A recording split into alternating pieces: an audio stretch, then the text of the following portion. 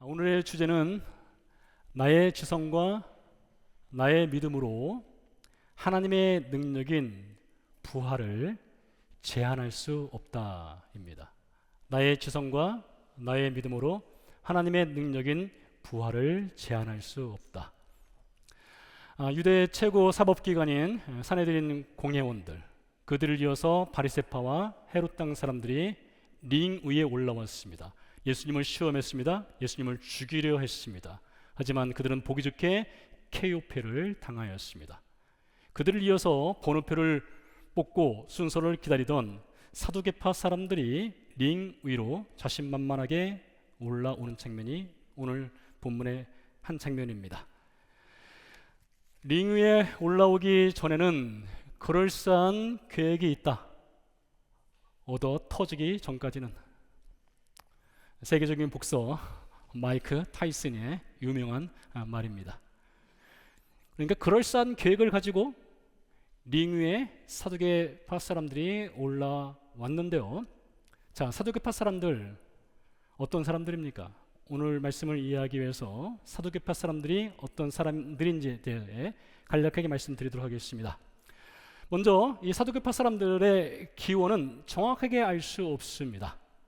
다만 사두개라는 명칭과 다윗 시대 당시의 제사장이었던 사독 이름과 비슷한 측면이 있습니다. 그래서 혹 이 사람들은 사독의 후계자들이 아닐까라는 추정을 합니다.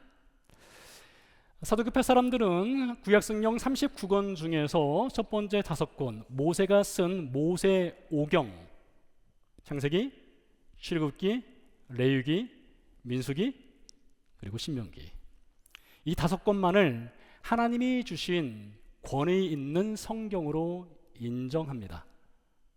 나머지 성경은요, 좋은 말씀이긴 하지만 첫 번째 5권의 성경의 권위만큼의 가치를 인정하지는 않습니다. 이들은요, 죽은 자의 부활을 믿지 않습니다. 천사의 존재도 믿지 않습니다. 영적 세계를 인정하지 않습니다. 그러니 영적인 것에 관심은 없습니다. 이 땅에서 잘 먹고 잘 살고 건강하게 살다가 이 땅에서 인생을 즐기다가 죽자. 그것이 그들의 목적입니다. 지성과 합리적 사고로 하나님의 능력을 제한합니다. 마지막으로 이들은요, AD 70년경 예루살렘 성전이 불에 탔을 때에 이들의 존재도 사그러지고 사라져 버립니다. 역사 속으로 완전히 사라졌어요. 그러나 그들의 영적 후계자들은 오늘날 곳곳에 살아 있습니다. 어쩌면 우리 자신이 사두개파의 후손일 수도 있어요. 사두개파 후손의 증거는 바로 이것입니다. 바로 부활을 부정하는 것입니다. 하나님의 능력을 내 지성과 나의 믿음으로 제한하는 것입니다. 이것이 사두개파 사람들의 특징이자 오늘날 사두개파 후손들의 특징입니다. 자, 이것을 기억하시고 본문으로 들어가 보도록 하겠습니다. 18절입니다. 부활이 없다 하는 사두개인들이 예수께 와서 물어 이르되, 자, 18절 첫 부분부터 부활이 없다라는 말로 시작합니다. 기록자 마가는 사두개파 사람들의 이 특징, 그들의 특징을 부활이 없다라는 것을 우리 독자들에게 가르쳐주고 있죠. 자, 19절로 넘어가서 선생님이요, 모세가 우리에게 써주기를 어떤 사람의 형이 자식이 없이 아내를 두고 죽으면 그 동생이 그 아내를 취하여 형을 위하여 상속자를 세울지니라 하였나이다. 그들은 가장 권위 있는 말씀으로 모세오경, 창세기부터 신명기까지를 권위 있는 성경으로 믿는다겠습니다. 그래서 모세의 글, 즉 모세오경 중에서 신명기 25장 말씀을 가지고 링 위로 올라왔습니다. 신명기 25장 말씀 어떤 내용일까요? 들어가서 보도록 하죠. 25장 5절 6절 말씀입니다. 형제들이 함께 사는데 그중 하나가 죽고 아들이 없거든 그 죽은 자의 아내는 나가서 타인에게 시집가지 말 것이요 그의 남편의 형제가 그에게로 들어가서 그를 맞이하여 아내로 삼아 그의 남편의 형제된 의무를 그에게 다 행할 것이요 그 여인이 낳은 첫 아들이 그 죽은 형제의 이름을 잊게 하여 그 이름이 이스라엘 중에서 끊어지지 않게 할 것이니라. 자, 여기 두 형제가 살고 있습니다. 형이 결혼을 했는데 아들을 낳지 못한 채 세상을 떠나게 되었습니다. 그런 경우 동생이 형수와 결혼을 하고 아들을 낳으면 그 아들을 죽은 형의 아들로 입양을 해서 형의 대가 끊어지지 않도록 하라는 제도입니다. 근데 만일 동생이 이 법을 따르기 원치 아니한다. 그러면 어떻게 하면 좋을까요? 그런 경우 미망인이 동네 장로들을 찾아가서 형제된 의무를 다하지 않는 그 동생을 고발할 수 있습니다. 장로들은 형제의 의무를 다하지 않는 거부하는 동생을 소환하여서 의사를 확인합니다. 이때도 거부 의사를 완강하게 밝히면 다음과 같이 하도록 되어 있습니다. 신명기 25장 9절 10절입니다. 그의 형제의 아내가 장로들 앞에서 그에게 나아가서 그의 발에서 신을 벗기고, 먼저 거부 의사를 표한 동생의 신을 벗기는 거예요. 그의 얼굴에 침을 뱉으며, 얼굴에 침 뱉죠. 이르기를 그의 형제의 집을 세우기를 즐겨 아니하는 자에게는 이같이 할 것이라 하고 이스라엘 중에서 그의 이름을 신벗김 받은 자의 집이라 부를 것이니라. 침 뱉음 당하죠? 신발을 벗김 당하죠? 그리고 그 신발을 예를 들면 그 집 문에 걸어 놓는 것입니다. 신벗김 받은 자의 집이라. 아주 불명예스러운 사람이 되는 것이죠. 자, 사도견들이 신명기 25장의 이 법을 지렛대로 삼아서 가상의 시나리오와 질문을 가지고 예수님께 나온 것입니다. 그 내용은 이렇습니다. 7형제가 7형제가 함께 살고 있습니다. 첫째가 결혼을 했습니다. 근데 아들을 낳지 못하고 세상을 떠나게 되었습니다. 그런 경우 신명기 25장의 법에 따라서 둘째가 형수와 결혼을 합니다. 근데 안타깝게도 그 역시 아들을 낳지 못하고 세상을 떠났습니다. 셋째도, 넷째도, 일곱째까지. 막내 일곱째까지 연이어 형수와 결혼했지만 아들을 낳지 못한 채 죽은 것이지요. 마지막으로 그 여인도 죽었습니다. 이 가상의 시나리오에 이어서 질문이 나옵니다. 23절. 7사람이 다 그를 아내로 취하였으니 부활 때 곧 그들이 살아날 때에 그 중에 누구의 아내가 되리이까? 여자가 죽었습니다. 부활하였습니다. 천국에 갔습니다. 가서 보니까 7형제가 여자를 맞이하고 있네요. 이럴 때 이 여자는 누구의 아내가 되어야 하는가? 이것이 질문이죠. 사람들은 여러 가지 이유로 재혼을 합니다. 그리고 때가 되면 누구나 다 죽습니다. 부활합니다. 그리고 천국에 갑니다.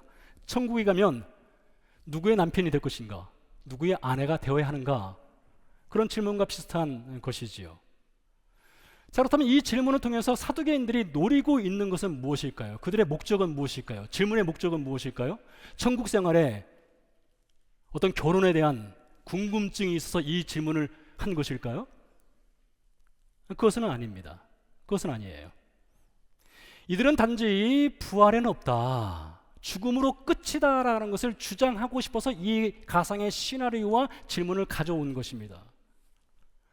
자, 그렇다면 부활이 없다라고 하는 주장을 할 만한 근거를 그들은 갖고 있어야 되지 않겠습니까? 무작정 우기면 되는 것은 아니니까요. 자, 사도교파 사람들이 권위 있는 성경으로 인정하는 창세기부터 신명기까지를 보도록 하겠습니다. 그들은 분명히 연구했을 것입니다. 창세기 1장 1절부터 신명기 34장 12절까지를 아주 자세히 살펴봤을 거예요. 부활의 증거가 있는가? 인류의 조상인 아담 930세를 살고 죽었습니다. 이스라엘 조상인 아브라함 175세를 살고, 그의 아들 이삭 180세를 살고, 그의 아들 야곱 147세를 살고 세상을 떠났습니다. 모세 오경을 기록한 모세도 120세를 살고 죽었습니다. 그들이 볼 때에 창세기 1장 1절부터 신명기 30장 12절까지 아무리 살펴봐도 성경 인물 중에 죽었다라는 기사는 있지만 다시 살아났다, 천국에 갔다, 뭐 그런 내용이 단 한 구절도 없는 것입니다.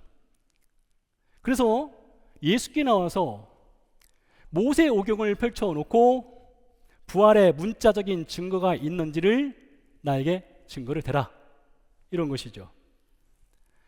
링 위에 올라갔던 산헤드린 공회원 권력자들 케오페 당했습니다. 바리새파 헤롯 당 사람들 보기 좋게 케오페 당했습니다. 그러나 우리는 다르다.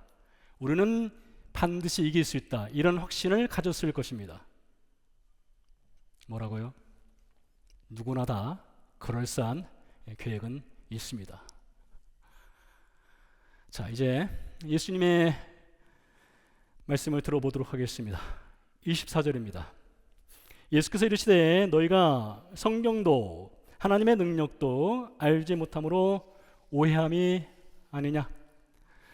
예수님의 답은 심플하고 강렬합니다. 너희는 성경을 알지 못한다. 너희는 하나님의 능력도 알지 못한다. 너희는 성경을 오해했다. 좀 더 원문에 가깝게 번역한다면 너희가 틀렸다. 27절에서는 너희가 크게 틀렸다, 이렇게 말씀하셨습니다. 그리고 25절에서 이어서 이렇게 말씀하십니다. 사람이 죽은 자 가운데서 살아날 때에는 장가도 아니가고 시집도 아니가고 하늘에 있는 천사들과 같으니라. 자, 서두교파 사람들이 가상의 시나리오와 함께 가져온 질문, 천국의 결혼 생활 과연 있는가 없는가, 그 질문에 예수님의 첫 마디는 이것이었습니다. 사람이 죽은 자 가운데서 살아날 때. 사람이 죽은 자 가운데서 살아날 때. 이것은 예수님의 부활의 선언입니다. 부활이라고 하는 것은 논쟁의 여지, 논란의 여지가 없는 기본값이다, 이렇게 들고 나간 겁니다. 그리고 부활 후에는 천국에서 더 이상 결혼은 없다. 하늘의 천사들과 같이 된다.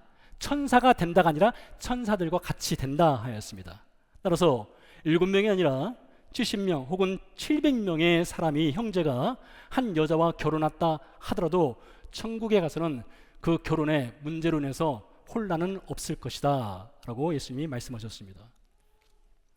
자, 그렇다면 이어지는 질문은 이것입니다. 예수님은 무엇에 근거하여 천국에서는 결혼을 하지 않는다, 이 말씀을 하시는가? 이것이죠. 여러분, 구약성경에 모세 오경이 됐던 구약성경 처음부터 마지막까지 천국으로 간 신자의 결혼에 관한 이슈가 단 한 구절이라도 기록된 부분이 있을까요? 없습니다. 구약성경에 천국에서 뭐 결혼을 한다 안 한다 뭐 그런 기록이 단 한마디도 없어요. 그럼 도대체 예수님은 무엇에 근거해서 이런 주장 혹은 이런 말씀을 하시는 것일까요? 여러분 잘 들어보세요. 우리 예수님은 그분이 갖고 계신 궁극적이고 최종적인 권위가 있습니다. 그 누구도 반박할 수 없는 권위가 있는 분이 예수님이세요. 고대시대 랍비들은요, 제자들을 가르칠 때 우리 위대한 랍비 소엔소가 이렇게 말했다라고 해서 랍비 소엔소의 말을 인용하여 자신의 가르침에 신뢰를 더하였습니다. 학생들은 논문을 쓸 때요, 논문에 참고 문헌이 참 중요합니다. 어떤 권위 있는 학자의 참고 문헌을 넣지 않으면 논문으로 인정을 받지 못합니다. 하지만 예수님의 천국 생활에 대한 혹은 결혼 문제에 대한 것은 예수님은 참고 문헌이 필요한 분이 아닙니다. 그분이 천국의 설계자입니다. 그분이 천국의 건축가입니다. 그분이 천국 생활 매뉴얼을 만드신 분입니다. 예수님 말씀 자체가 최종적이고 궁극적인 권위이자 캐논인 것입니다. 그래서 말씀하시는 거예요. 천국에서는 결혼하지 않는다, 이렇게 말씀하시는 것입니다. 이어서 부활에 관한 이슈가 아직 남아있지 않습니까? 예수님께서는 부활에 대한 증거를 말씀하실 때에 욥기서 19장, 시편 16편, 거기에 부활의 분명한 증거가 있거든요. 그 말씀을 가지고 사두개인들에게 봐라 라고 말씀하실 수 있습니다. 근데 문제는 무엇입니까? 사두개파 사람들이 모세 오경만을 권위 있는 성경으로 인정한다는 것이죠. 따라서 예수님은 사두개인들이 인정하는 모세 오경에서 부활의 증거를 찾아 보여주십니다. 그것이 26절, 27절 말씀입니다. 죽은 자가 살아난다는 것을 말할진대 너희가 모세의 책 중 가시나무 떨기에 관한 글에 하나님께서 모세에게 이르시되 나는 아브라함의 하나님이요 이삭의 하나님이요 야곱의 하나님이로라 하신 말씀을 읽어보지 못하였느냐? 하나님은 죽은 자의 하나님이 아니요 산 자의 하나님이시라 너희가 크게 오해하였도다 하시니라. 너희가 크게 틀렸다 이 말씀을 하신 거예요. 자, 예수님께서 부활의 증거로 인용한 참고 문헌은 사두개파 사람들이 권위 있는 성경으로 인정하는 모세 오경 중에서 출애굽기 3장입니다. 출애굽기 3장이요. 그 내용은 이렇습니다. 모세가 시내산에서 양을 치고 있을 때였습니다. 가시떨기 나무에 불이 붙었는데 불이 붙은 나무가 타들어가지 않는 것입니다. 신기하지요. 웬일인가 싶어서 좀 더 자세히 가서 보기 위해 다가갑니다. 그리고 셀카를 찍었을 수도 있어요. 가시떨기 나무 앞에서요. 근데 그 안에서 음성이 하나가 들렸습니다. 모세야 모세야 가까이 오지 마라. 내가 선 곳은 거룩한 곳이니 네 발에서 신을 벗어라. 자, 이어서 3장 6절 출애굽기 3장 6절에서 하나님이 이렇게 말씀하십니다. 나는 내 조상의 하나님이니 아브라함의 하나님, 이삭의 하나님, 야곱의 하나님이라. 예수님이 이 말씀을 가지고 죽은 자의 부활 증거로 오늘 본문에서 인용하신 거예요. 근데 예수님 말씀을 듣는 사두개인들, 그 앞에 있는 사두개인들이 볼 때 서로를 보면서 아니 도대체 이 구절에서 출애굽기 3장 6절에서 무슨 부활의 증거가 있단 말이야? 찾을 수 있어? 우리 찾아봤어? 우리 연구해봤잖아. 없었거든요. 그들은 이 말씀에서 부활의 증거를 전혀 찾아내지 못했습니다. 어쩌면 그들은 우리 조상 아브라함, 이삭, 야곱이 언제 죽었더라? 시간 계산을 했을 수도 있어요. 뭐 대략 계산하면 예수님 시대로부터 2000년쯤 전이죠. 그때 죽었습니다. 그들은 알고 있습니다. 이 조상들의 묘지가 예루살렘에서 약 30마일 정도 떨어진 아래쪽에 있는 헤브론 막벨라 굴에 있다는 것을 알고 있어요.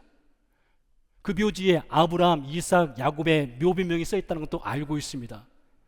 시간적으로 볼 때에, 장수적으로 볼 때에 분명히 죽었고 분명히 살아나지 못했습니다. 근데 여러분 들어보세요.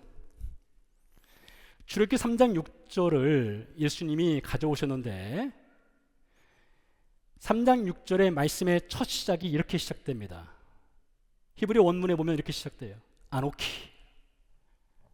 그 말은 무엇이냐? I am입니다. I am.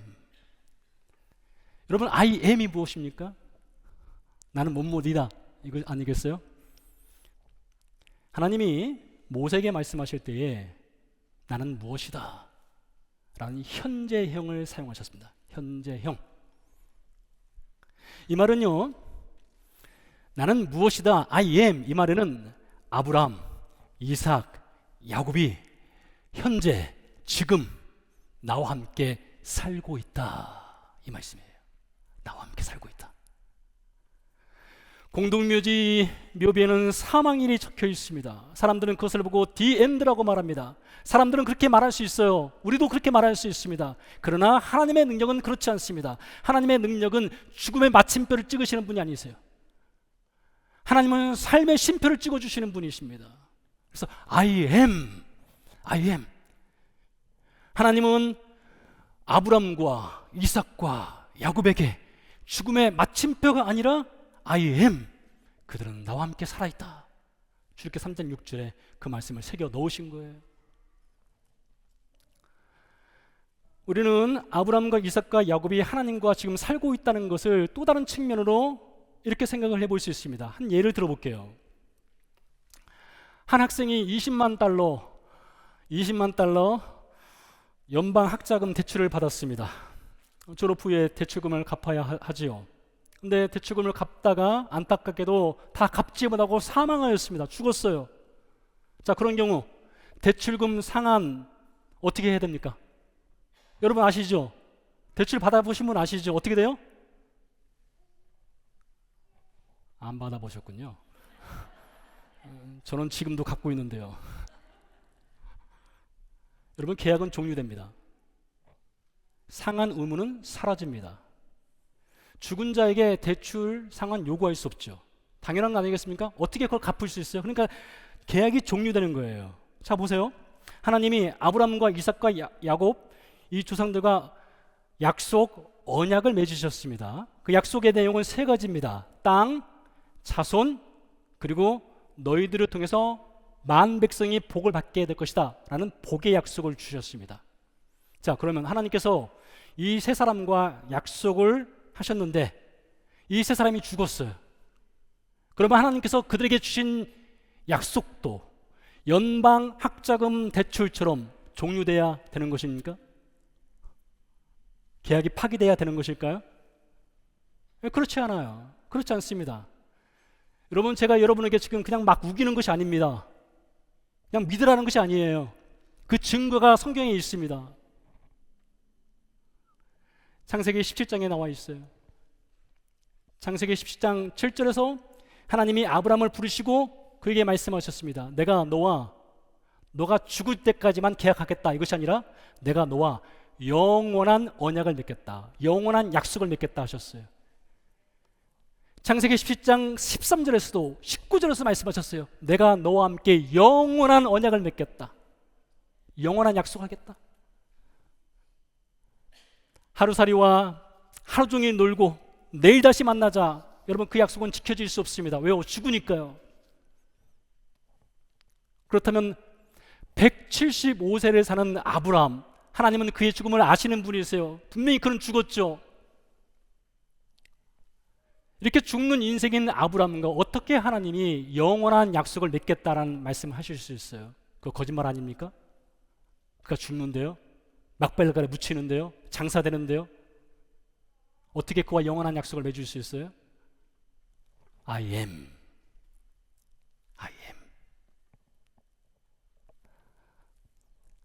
그는 죽었지만 하나님이 그를 살리시고 하나님이 그와 함께 계시기 때문에 I am, 영원한 언약을 맺을 수 있는 거예요.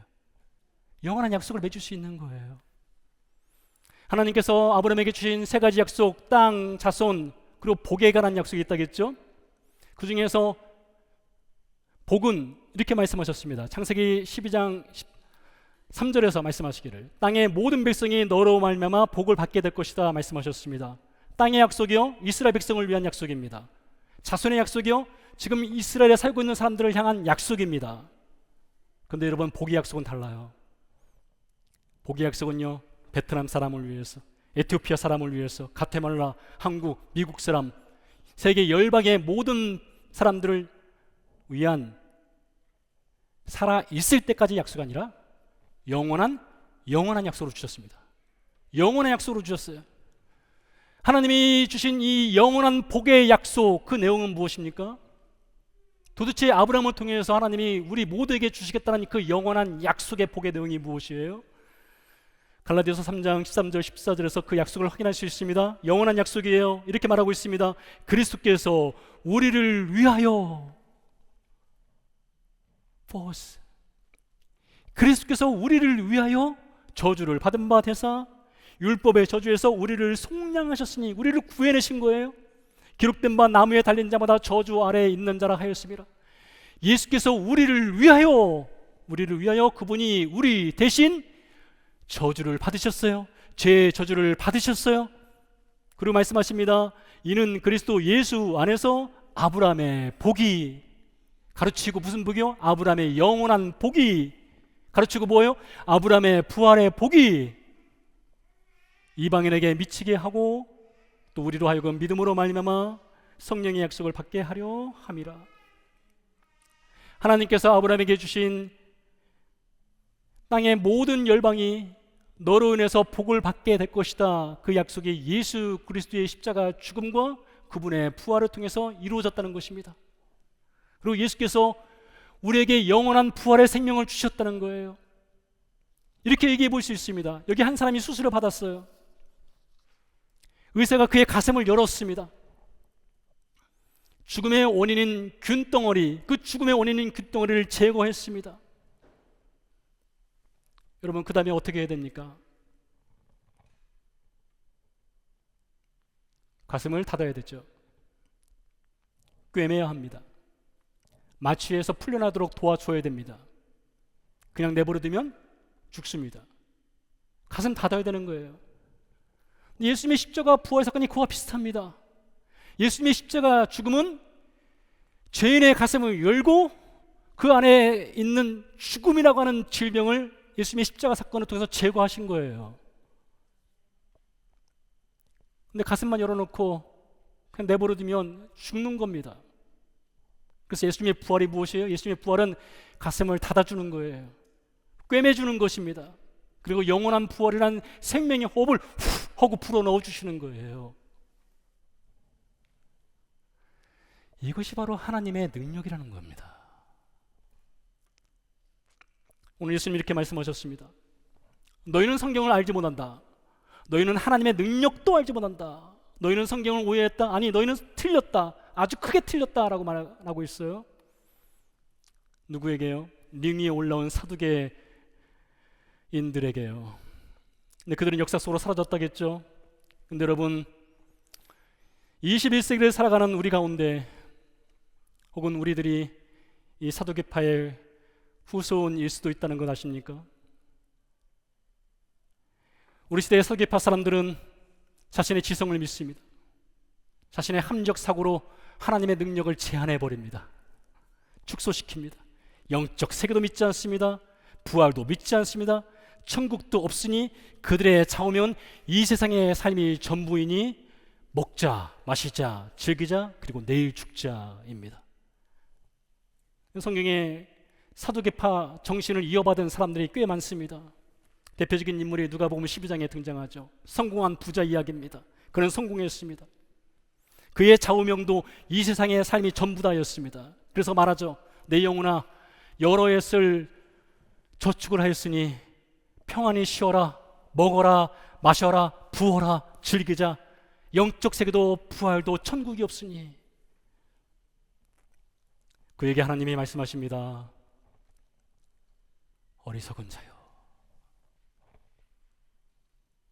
요한복음 11장에 또 다른 사두개파 정신을 이어받은 인물이 등장합니다. 나사로가 죽었습니다. 나흘이나 지났습니다. 예수님 무덤 앞에 섰어요. 무덤 문을 열라고 했습니다. 그러자 나사로의 누이 마르다가 말합니다. 주님, 죽은 지 나흘이나 됐습니다. 썩은 냄새가 나고 있습니다. 어떻게 무덤 문을 엽니까? 마르다 역시 사두개파 정신을 이어받은 여인입니다. 그녀에게도 지성이 있어요. 믿음이 있어요. 그 지성과 믿음으로 예수님의 부활의 능력을 스스로 제안합니다. 안 됩니다, 주님.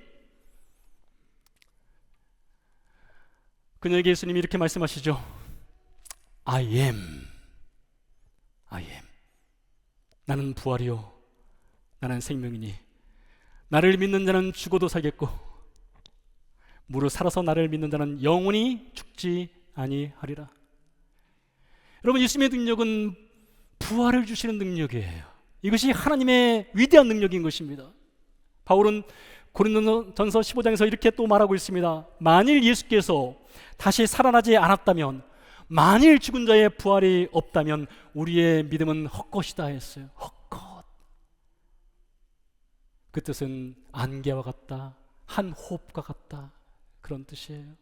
우리의 죄사함도 헛것이라겠습니다. 우리는 망한 자가 될 뿐이라겠습니다. 우리의 삶이 이 세상뿐이라면 우리는 세상에서 가장 불쌍한 자라 했습니다. 봄입니다. 농부들이 땅에 씨앗을 심을 때가 되었습니다. 농부들은 알고 있습니다. 땅에 심겨진 씨앗은 죽는다는 것을 알고 있어요. 근데 그 죽음을 통해서 싹이 나오고 열매가 맺혀진다는 것을 농부는 알고 있습니다. 여러분 아십니까? 하나님께서는 이 작은 씨앗 하나에도 부활의 능력을 담아 놓았습니다. 씨앗은 죽습니다. 땅에 심겨지고 죽죠. 그러나 부활의 싹을, 부활의 꽃을, 부활의 열매를 맺습니다. 이 작은 씨앗 하나에도 하나님의 부활의 능력이 담겨 있는데, 예수 그리스도의 십자가 죽음과 그분의 부활의 능력으로 우리에게 주시는 부활, 왜 우리는 못 믿겠습니까? 여러분의 지성과 여러분의 믿음으로 하나님의 능력을 제한하지 마십시오. 함께 찬양 드리고 기도하도록 하겠습니다.